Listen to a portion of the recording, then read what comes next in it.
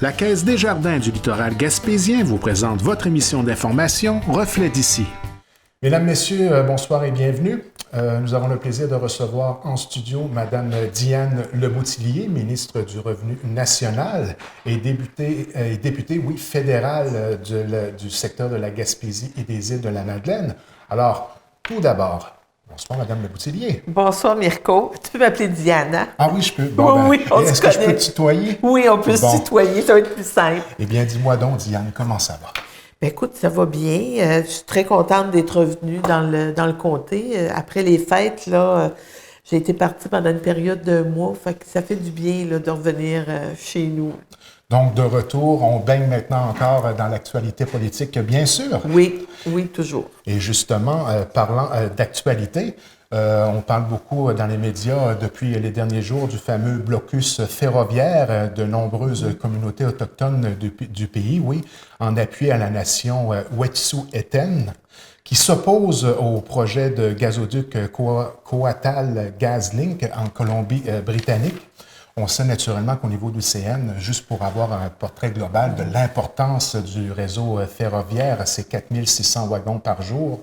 C'est un peu l'épine dorsale de l'économie canadienne. Le CN a annoncé qu'il allait cesser ses activités de façon progressive dans l'est du Québec. On parle de 400 trains annulés depuis la semaine dernière. Si on parle seulement de valeur de transport de marchandises en ce qui concerne l'exportation, c'est 250 milliards de dollars par année. Donc, c'est très difficile pour le secteur manufacturier. On peut dire que c'est une situation difficile qui demande une grande compréhension des enjeux. Hein? Bien, effectivement, puis le transport ferroviaire, c'est un moyen de transport qui est important pour l'ensemble du Canada. Puis il y a peut-être des gens qui ne pensent pas que dans le comté, ça peut avoir un impact sur nous. Mais oui, ça a un impact quand on regarde l'éolien, les pales d'éoliennes qui sont transportées par rail à partir de New Richmond. Puis on a aussi l'usine de transformation de produits forestiers dans le coin de Nouvelle aussi, qui utilise le rail. Donc, la Gaspésie est touchée par justement l'arrêt du CN et de Via Rail. Les deux compagnies ont décidé de mettre fin à leur activité. Mais puis, tu as raison de le dire, Mirko, c'est un dossier on a le premier ministre qui revient là, qui revient au Canada. Puis, c'est un dossier où c'est important de garder les réseaux de communication ouverts avec les communautés autochtones pour arriver à avoir une solution, puis de pouvoir faire en sorte que l'économie continue de se développer chez nous. On constate que c'est pas quelque chose qui peut se régler en un simple claquement de doigts. Hein. Il faut vraiment bien comprendre. Premièrement, c'est un projet qui fait pas nécessairement l'unanimité, mais il y a quand même des conseils de banque qui ont accepté le projet. Et on a aussi les chefs héréditaires, eux, qui semblent s'opposer, certains, au projet. Il semble avoir un problème de gouvernance qu'il faut bien saisir pour arriver à une solution qui va être constructive et ne pas créer non plus de contraintes qui pourraient faire en sorte que le blocus perdure. Bien, effectivement, l'objectif n'est pas non plus d'amplifier la situation. C'est vraiment là, de faire en sorte que tous les partis, là, on puisse en arriver là, à une solution qui va permettre au transport ferroviaire, parce qu'on a les agriculteurs, on a l'industrie forestière, on a le transport pétrolier, puis tu l'as mentionné au début, c'est énormément d'argent, mais énormément d'emplois aussi qui sont concernés. Donc, avec le ministre Garneau, puis le premier ministre qui revient, la ministre Caroline Bennett, Marc Miller aussi, qui travaille au niveau des communautés autochtones. On espère en arriver à une entente le plus tôt possible. Et le développement de ce gazéoduc-là est naturellement qui va passer par de l'exploitation pétrolière, oui. Est-ce que c'est facile de concilier avec la vision de protection de l'environnement que le gouvernement essaie de mettre de l'avant, de par aussi cette réalité-là qu'on a du pétrole au Canada, qu'on doit l'exploiter? Comment on peut avoir un équilibre dans cette vision? Au départ, notre gouvernement, ce qu'on a toujours dit, c'est que pour nous, le développement économique et l'environnement doivent aller de pair. Et on est dans une période aussi, on est dans une période de transition. On travaille à aller vers justement faire en sorte qu'on ait de moins en moins à utiliser les produits pétroliers et vraiment, puis je vous dirais que même l'industrie travaille aussi dans ce sens-là parce que on retournera, on peut pas retourner en arrière. C'est qu'on avance, puis on doit avancer en protégeant l'environnement. Sauf que on a une période de transition et on pourrait pas arriver demain matin et dire on n'utilise plus de pétrole. C'est parce qu'on a c'est pas vrai que toutes les voitures sont électriques, c'est pas vrai que les bateaux fonctionnent tous à l'électricité, c'est pas vrai que les avions fonctionnent à l'électricité, c'est la pétrochimie, tout ce qui touche le plastique. Donc, il y a du travail qui est à faire, mais tout le monde en est conscient. Puis il y a des actions là qui se prennent et qui vont continuer de se prendre pour faire en sorte, on disait qu'en 2050, on n'ait plus besoin d'utiliser le pétrole. Mais on a la période de transition. Il y a des gens qui voudraient qu'on aille beaucoup plus vite, mais on peut pas aller plus vite pour l'instant. Mais comme je disais, c'est une priorité pour notre gouvernement de pouvoir protéger l'environnement, puis faire notre part aussi pour la planète. Puis moi, j'en suis d'autant plus consciente que s'il y a un secteur pour nous, au niveau d'environnement, pour la Gaspésie, les îles de la Madeleine, on le voit avec les hivers, des hivers plus doux, on voit avec l'érosion côtière. Fait que c'est important là, pour notre développement. Maintenant, on le sait tous, tranquillement pas vite, on s'en va vers la fameuse période de la réalisation de nos rapports d'impôts, bien sûr. Oui, on est se dedans. doit tous, on se doit tous de le faire. C'est débuté. Donc, il y a quand même des baisses d'impôts importantes qui ont été enregistrées et qui vont être enregistrées cette année au niveau de la classe moyenne. Et vous vouliez en discuter un peu avec nous pour bien nous informer à ce sujet-là. Puis, tu fais bien, Mirko, de parler de la déclaration de revenus. Effectivement, on est en plein dans la période des impôts. Puis pour moi, il y a une chose qui est importante pour les gens, c'est que si tu ne fais pas ta déclaration, tu n'auras pas droit à tes prestations. Fait que pas de déclaration, pas de prestations. Puis c'est important. Les gens peuvent aller vers des comptables, peuvent aller vers des centres avec des bénévoles. Souvent, c'est les centres d'action bénévoles où les gens qui ont des déclarations simples à faire. Et il n'y a pas de frais. Puis il y a aussi tous les préparateurs d'impôts qui font aussi les déclarations. Puis oui, c'est important quand on regarde des programmes comme l'allocation canadienne aux enfants. On parlait un petit peu en début d'émission, puis on a plus de près de 10 000 enfants en Gaspésie, aux îles de la Madeleine.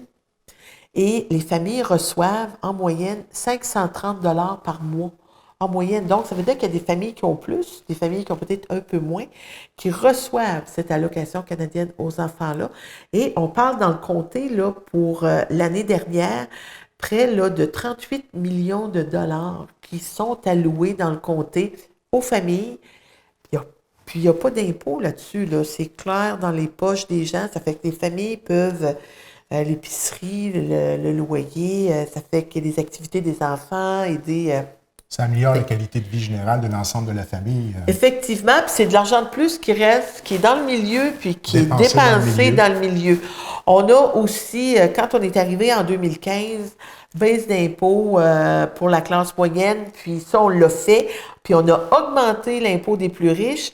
Puis pendant la dernière campagne électorale, on a dit, écoutez, on va continuer de baisser les impôts pour les gens de la classe moyenne. C'est exactement ce qu'on va faire. Puis ça va permettre. On va continuer, là, ça va se continuer jusqu'en 2023 pour que les gens puissent bénéficier de plusieurs centaines de dollars de plus dans leurs poches, dans les poches des familles, dans les poches des personnes âgées. Fait que ça aussi, on continue de travailler là, dans ce sens-là. Fait que c'est important pour nous que les gens, de pouvoir le plus possible faire en sorte qu'on puisse aider les gens par des mesures qui sont concrètes. Naturellement, ça a un impact direct pour la classe moyenne, pour la qualité de vie des familles, pour les enfants, au niveau de l'allocation familiale. Mais est-ce qu'on doit avoir une inquiétude sur l'augmentation de la dette et puis sur, disons, ce que ça va avoir comme impact sur les générations futures? Parce qu'il y a des gens, veut pas, on axe beaucoup sur le présent et sur l'impact que ça peut avoir sur le développement économique, si je comprends bien. Oui, mais il y a une chose que je peux dire, c'est que nous sommes dans les pays du G7 les mieux situés au niveau de la dette. Puis il faut comprendre quelque chose aussi, c'est que c'est particulier dans la région quand je rencontre les gens, c'est que les gens me font beaucoup de demandes, attendent beaucoup de leur gouvernement, du gouvernement fédéral, et demandent. Puis à la fin des rencontres, ils me disent, ben là, est-ce que la dette va diminuer? Ben là, je dis, écoutez, là, ça fait... C'est un dilemme. Oui, c'est vraiment un dilemme. Et je peux vous dire qu'on est en bonne situation financière et les investissements qu'on a fait dans le milieu, qu'on a fait dans les programmes d'infrastructure, c'est des investissements qui sont faits à long terme, qui vont aider au développement économique du milieu.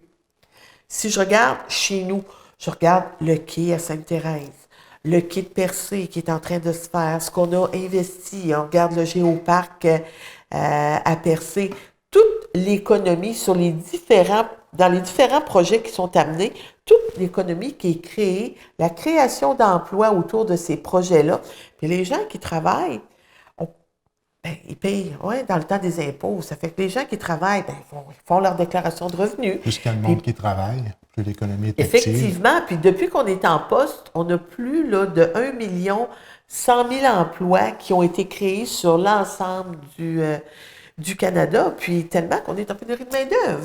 Donc, Diane, au niveau de la gestion des revenus en tant que tel, c'est quelque chose à laquelle on fait très attention au niveau du gouvernement. Effectivement, nous autres, là, on est des citoyens, on a géré nos budgets de famille, hein, puis vraiment, là, c'est important de s'assurer que les argents soient investis. Je dis pas dépenser, parce que pour moi, c'est pas une dépense, c'est un investissement. Puis quand on regarde aussi ce qu'on investit dans le milieu, puis peut nous amener au niveau des emplois étudiants l'an passé, c'est des investissements qu'on a faits dans le milieu en Gaspésie. On parle de 919 000 $, c'est près d'1 million de dollars. C'est impressionnant qui ont été investis auprès de 305 emplois étudiants là, qui ont été créés durant l'été pour donner des expériences de travail à nos étudiants. Première expérience de travail à des jeunes, puis on a changé, on avait modifié les critères, on parlait de 16 à 35 ans. Fait que de pouvoir ramener les gens sur le marché du travail, ça peut être des personnes handicapées, des gens qui ont peut-être des problèmes, différents problèmes de santé, mais c'est près là de 1 million de dollars au niveau des emplois étudiants. Les programmes, ce qu'on a investi l'an passé dans le comté, programme Nouveaux Horizons. C'est quoi le programme Nouveaux Horizons déjà? Nouveaux Horizons, c'est des programmes qui sont alloués à des organismes qui sont des organismes communautaires. On peut parler des clubs d'âge d'or, Légion canadienne, Cercle des fermières. Puis justement, cette semaine, j'ai contacté différents organismes dans le milieu qui bénéficient là, des programmes Nouveaux Horizons.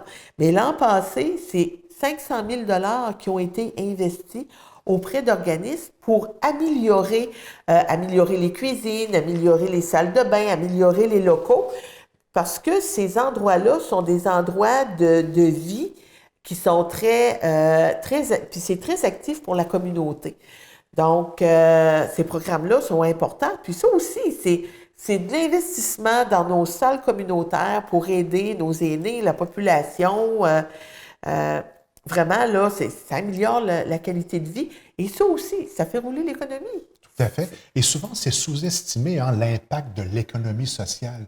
L'ensemble, on est vraiment une communauté au Québec, j'imagine même à la grandeur du Canada, où les organismes ont vraiment un impact direct dans le milieu. Et ce sont des organismes qui sont gérés souvent par des conseils d'administration, dont ils sont souvent extrêmement bien connectés sur la réalité du milieu.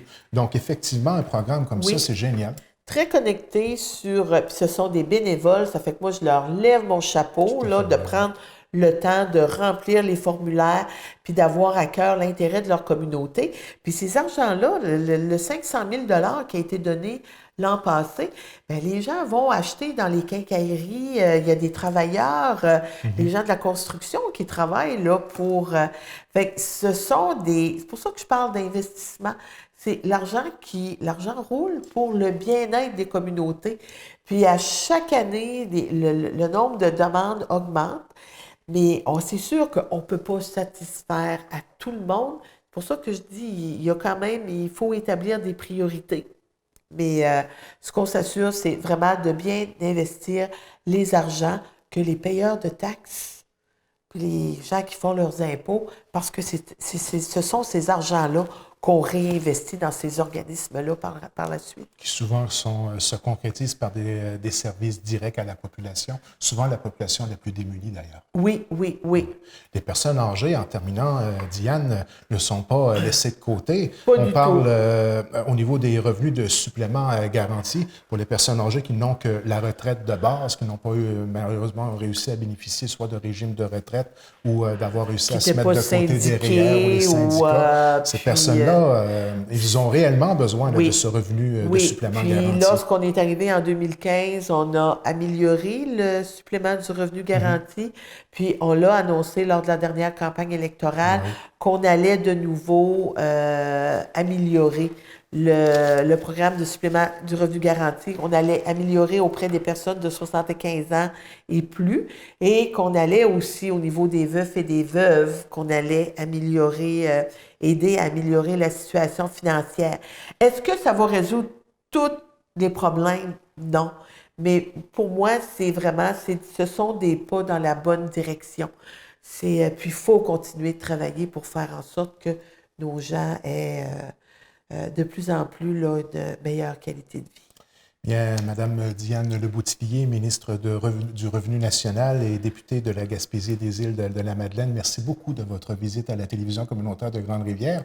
On est très heureux d'avoir ce contact privilégié-là avec vous. Bien, ça me fait plaisir à moi aussi, puis on va se revoir le mois prochain. Merci beaucoup. Ça fait plaisir. Bonne journée.